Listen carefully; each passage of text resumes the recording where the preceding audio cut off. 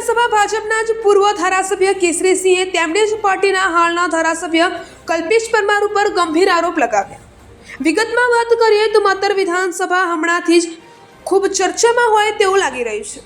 માતર વિધાનસભાના પૂર્વ ધારાસભ્ય કેસરીસિંહ દ્વારા હમણાં જ અમૂલ ડેરીના ગ્રાહકો માટેના પ્રશ્નને લઈને ચર્ચામાં આવ્યા હતા, જેમાં અમૂલના નિયમોને લઈને રોષ ઠાલવ્યો હતો। કેસરીસિંહ દ્વારા મીડિયા ઇન્ટરવ્યુમાં સનસનીખેજ ખુલાસો કર્યો છે, તેનાથી માતર વિધાનસભામાં ખળભળાટ મચી ગયો હોય તેમ લાગી રહ્યું છે।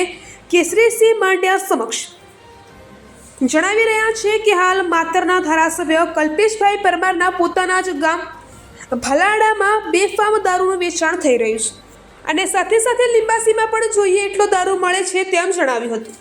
તેમજ એમણે એમ પણ જણાવ્યું હતું કે એસપી સાહેબને પણ રજૂઆત કરી છે, પણ દેખાવ પૂરતી કાર્યવાહી કરીને ફરીથી દારૂનું વેચાણ ચાલુ કરી દેવામાં આવે છે અને એમને તો ત્યાં સુધી કહ્યું કે જો મીડિયાકર્મી મારી સાથે આવતા હોય તો હજુ સાથે જઈને આ દારૂના ઠેકા બતાવો।